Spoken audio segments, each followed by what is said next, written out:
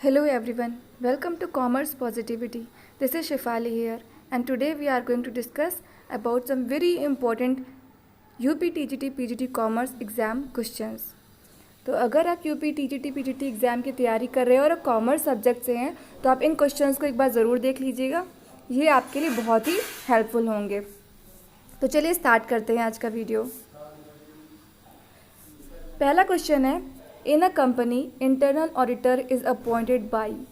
एक कंपनी में जो इंटरनल ऑडिटर होता है उसे कौन अपॉइंट करता है? तो कंपनी के इंटरनल ऑडिटर को कौन अपॉइंट करता है? Board of directors, share holders, government या फिर क्रेडिटर्स। तो इसमें से आपको बताना है राइट ऑप्शन कौन सा है। तो यहाँ पर जो कंपनी के इंटरनल ऑडिटर हैं उसको अपॉइंट करने की जो ड्यूटी होती है वो होती है बोर्ड ऑफ डायरेक्टर्स की। ओके, तो बोर्ड ऑफ डायरेक्टर्स जो हैं वो कंपनी के इंटरनल ऑडिटर को अपॉइंट करते हैं। इंटरनल ऑडिटर जो होते हैं वो कौन होते हैं? कंपनी के ही कर्मचारी होते हैं या फिर एम्प्लॉय होते हैं। और इनको क्यों अपॉइंट किया जाता है? जिससे कि जो कंपनी है उसकी जो फंक्शनिंग है उसको कंट्रोल किया जाए और उनकी विश्वसनीयता और जो टाइम पर अकाउंटिंग के जो वर्क हैं उनकी पूर्ति को सुनिश्चित किया जाए, इसलिए इंटरनल ऑडिटर्स को अपॉइंट किया जाता है। ओके, तो आपको ये याद रखना है कि कंपनी के इंटरनल ऑडिटर को अपॉइंट करते हैं बोर्ड ऑफ डायरेक्टर्स। ओके, चलिए नेक्स्ट क्वेश्चन देख लेते हैं। नेक्स्ट है लैटिन वर्ड ऑडायर मीन्स। तो लैटिन वर्ड ऑडायर का क्या मतलब होता है? To adjust, to dare, to hear या फिर टू हेयर। सो यहाँ पर आप सभी को पता होगा राइट ऑप्शन में भी। So right option is two here. C option आपका राइट है। तो आपको मैं थोड़ा ऑडिटिंग के बारे में बता दूं कि जो पहले के टाइम में क्या होता था, पुराने समय में जो भी हिसाब किताब रखने वाले व्यक्ति होते थे या फिर लेखपाल लेखा पुस्तकों को लेकर एक निष्पक्ष व्यक्ति के पास जाते थे जो लॉयल हो और बिल्कुल ऑनेस्ट डिसीजंस ले। तो ये निष्पक्ष व्यक्ति जो होता है वो न्यायाधीश होते थे जो हिसाब किताब को लेकर अपने निर्णय देते थे। तो सुनने वाले इस व्यक्ति को हम क्या बोलेंगे? इस प्रक्रिया को हम क्या बोलेंगे? ऑडिटिंग। तो सुनने की जो प्रोसेस होती है इसको हम ऑडिटिंग बोलेंगे और जो सुनने वाले निष्पक्ष व्यक्ति को ऑडिटर कहेंगे। ओके, तो ये थोड़ा आपको मैंने ऑडिटिंग के बारे में बताया। नेक्स्ट क्वेश्चन देख लेते हैं। An auditor makes effort to detect mainly following types of frauds. किस तरीके के फ्रॉड्स को जो है ऑडिटर रोकता है? Miss appropriation of cash, miss appropriation of goods, frauds in books of accounts या फिर ऑल ऑफ द अबव। तो इसका तो आंसर आप सभी को पता होगा कि जितने भी तरीके की एक्टिविटीज़ हैं इनको जो है फ्रॉड्स को रोकने का काम कौन करता है? ऑडिटर करता है। ठीक है, तो एक जो अंकेक्षक होता है मुख्यतः नकदी का दुरुपयोग, सामग्री का दुरुपयोग तथा लेखा पुस्तकों में होने वाली धोखाधड़ी जैसे विभिन्न प्रकार की चोरी और धोखाधड़ी का पता लगाने की कोशिश करते हैं। वैसे तो ये इनका मेन काम नहीं होता है, लेकिन एक मूल कार्य को संपन्न करने में सहायक होता है। Okay, next question is when the audit is conducted regularly और irregularly throughout the year it is called continuous audit, statutory audit, internal audit या फिर इंटरिम ऑडिट। तो सिंपल सी बात है कि जो ऑडिट है वो एक रेगुलर और इरेगुलर वे में थ्रू आउट द ईयर हो रही है तो उसे हम कॉन्टिन्यूअस ऑडिट बोलेंगे। ओके, तो अंकेक्षण का कार्य नियमित और अनियमित रूप से वर्ष भर चालू रहता है तो इसे हम क्या बोलते हैं? कॉन्टिन्यूअस ऑडिट बोलते हैं। ठीक है, जैसे कि कुछ बड़ी कंपनीज होती हैं, बैंक है या फिर फाइनेंशियल इंस्टीट्यूशंस है, तो वहाँ पर जो ऑडिटिंग का काम होता है वो बहुत ही आवश्यक होता है। और ये जो ऑडिटिंग का काम है ये ईयरली, वीकली और मंथली होता है। ओके,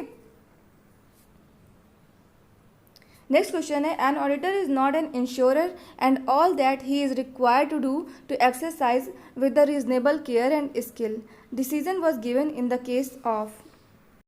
इसे मैं आपको हिंदी में बता देती हूँ। जब एक अंकेक्षण बीमा करता नहीं है और उसे जो कुछ करना है वह उचित देखभाल और कौशल के साथ करना है तो यह निर्णय इस विवाद में दिया गया है। इनमें से वो राइट ऑप्शन कौन सा है जहाँ पर ये विवाद जो है इसके बारे में निर्णय दिया गया है? Kingston Cotton Mills Company Limited, Allen Craig and Companies, London and general Bank या फिर नन ऑफ द अबव। तो इसमें से राइट ऑप्शन आपको चूज़ करना है। तो जो राइट ऑप्शन होगा यहाँ पर वो है London and general bank. London और जनरल बैंक के मामले में ये निर्णय दिया गया कि अंकेक्षण बीमा करता नहीं है और उसे जो कुछ करना है वह उचित देखभाल और कौशल के साथ ही करना है। ओके, तो यहाँ पर आपको राइट ऑप्शन याद रखना है C, London and general bank. So next question is for Tata company limited auditing is Tata company limited जो, उसके लिए ऑडिटिंग क्या है? नेसेसिटी है, लग्जरी है, सिंबल ऑफ प्रेस्टीज है, या फिर नेसेसिटी एंड लग्जरी बोथ, दोनों ही है। सो यहाँ पर जो टाटा कंपनी लिमिटेड है उनके लिए जो ऑडिटिंग है वो एक नेसेसिटी है, आवश्यकता है। टाटा कंपनी लिमिटेड के लिए जो अंकेक्षण है वो आवश्यक इसलिए है जिससे कि जो भी फ्रॉड्स हो रहे हैं उनको पता लगाया जा सके, और जो काम हो रहा है कंपनी में वो अच्छे से हो, उसका अच्छे से डेवलपमेंट हो, और गुडविल उनकी इंक्रीज़ हो, और विभिन्न अवसरों का उपयोग करने में भी सहायक होती है। और जो भी अनिश्चितताएँ हैं, अनियमितताएँ हैं, उनको भी कंट्रोल करने में, उनके बारे में जानकारी करने में भी ऑडिटिंग हेल्पफुल होती है। और कंपैरिजन करने में भी ये हेल्पफुल होती है कि कौन सी कंपनी में कितना अच्छा काम हो रहा है, और जो उनकी कार्य करने की जो क्षमता है उसमें भी वृद्धि होती है, और उसको जानने में भी बहुत ही सहायक होता है। सो कंपनी अधिनियम के अंतर्गत पंजीकृत सभी निजी और सार्वजनिक कंपनी का अंकेक्षण अनिवार्य है। आपको ये सब बातें याद रखनी है, ध्यान से सुननी है, और इनको नोट डाउन भी कर लेना है। ओके,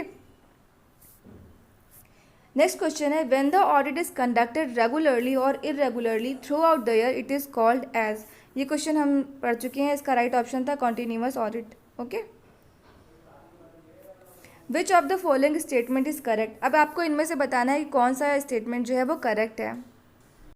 सो आप ऑप्शन देख लीजिए। Internal control is a part of internal check, internal check and internal audit are the same, internal audit is a part of internal control, या फिर internal control is a part of internal audit. तो इसमें से right option क्या होगा? तो यहाँ पर राइट ऑप्शन है C, internal audit is a part of internal control. Okay, आंतरिक अंकेक्षण का आंतरिक नियंत्रण एक अंग है, ये इसका एक पार्ट है। आंतरिक नियंत्रण एक व्यापक क्रिया है जिसमें कई क्रियाएं शामिल होती हैं। ओके, इसमें से आंतरिक अंकेक्षण या फिर इंटरनल ऑडिट व्यवसाय में अंकेक्षक की नियुक्ति कर्मचारी के रूप में, ताकि खातों की नियमित जांच पड़ताल हो सके, उसका एक भाग है। ओके, तो आपको ये सारी बातें याद रखनी है। नेक्स्ट क्वेश्चन है, auditing which is taken up when final accounts are ready is called periodical audit, continuous audit, interim audit, या फिर इरेगुलर ऑडिट। तो यहाँ पर आपको राइट ऑप्शन बताना है कौन सा है। तो यहाँ पर आपका राइट ऑप्शन है ए, पीरियोडिकल ऑडिट। अंतिम लेखे के लिए तैयार होने के बाद किया गया अंकेक्षण सामयिक अंकेक्षण या फिर पीरियोडिकल ऑडिट होता है, क्योंकि एक निर्धारित समय के बाद किया जाता है, इसलिए इसको हम पीरियोडिकल ऑडिट कहते हैं। Now internal audit is done to help management in declaring dividend, to stop capital erosion, to reduce cost of production, या फिर to guide in price fixation. तो यहाँ पर इंटरनल ऑडिट क्यों की जाती है? टू स्टॉप कैपिटल इरोजन, जो भी पूंजी का क्षरण हो रहा है उनको रोकने के लिए, या फिर उसका मिसयूज ना हो उसके लिए। ओके, तो आंतरिक अंकेक्षण एक संस्था के हिसाब किताब की समय समय पर वेतन प्राप्त कर्मचारियों द्वारा की गई जांच है, और जिसे हम आंतरिक अंकेक्षण कहते हैं। ठीक है, जिसे हम इंटरनल ऑडिट कहते हैं। तो ये थे 10 क्वेश्चंस जिसे हमने डिस्कस किया, और आई होप आपको वीडियो अच्छा लगेगा। अगर आपको अच्छा लगे तो वीडियो को लाइक कीजिएगा, चैनल को सब्सक्राइब कर लीजिएगा अगर अभी तक नहीं किया है। और लास्ट में एक बहुत ही अच्छा क्यूट मुझे मिला, तो उसे मैं आप सभी के साथ डिस्कस करूँगी। किस्मत से ना कहो कि कोई मौका दो, मेहनत करो, क्या पता सबको चौंका दो। तो कहने का मतलब ये है कि आपको हमेशा अपनी किस्मत को लेकर दोष नहीं देना है कि मेरी किस्मत बहुत ख़राब है, मुझे तो ये नहीं मिला, मुझे तो वो अपॉर्चुनिटी नहीं मिली, वो एग्ज़ाम में मैं नहीं क्वालिफाई हो पाया, या वो मैंने एग्ज़ाम दिया था। बहुत सारी नेगेटिविटी आपके दिमाग में चल रही होती है, तो आप उसको बिल्कुल साइड में रख दो। एक चीज़ जो आपके हाथ में है वो है hard work. Honestly hard work कीजिए, जो भी आपको चाहिए वो आप पाने के लिए लड़िए, सेक्रीफाइसेस कीजिए, अपनी जितने भी कंफर्ट्स हैं उनको, और हार्ड वर्क कीजिए, जो भी आपके ड्रीम्स हैं उनके लिए लड़िए। ठीक है, बिल्कुल भी गिव अप तो करिए ही नहीं। लोग क्या कह रहे हैं वो सब भूल जाइए, सिर्फ एक चीज़ पर ध्यान रखिए कि अगर किस्मत मेरे साथ नहीं है तो क्या हुआ, मेरा हार्ड वर्क तो मेरे साथ है। अगर आप हार्ड वर्क करेंगे तो आपको आपके रिजल्ट ज़रूर मिलेंगे, पॉजिटिव रिजल्ट ज़रूर मिलेंगे। तो आपको अपने ड्रीम्स के लिए लड़ना है, उन्हें कंप्लीट करने के लिए हार्ड वर्क करना है, ऑनेस्टली हार्ड वर्क करना है, और सबको चौंकाना है अपनी मेहनत से, अपने सक्सेसफुल रिजल्ट से। ओके, सो अगर आपको वीडियो अच्छा लगा तो लाइक ज़रूर कीजिएगा। Thanks for watching this video.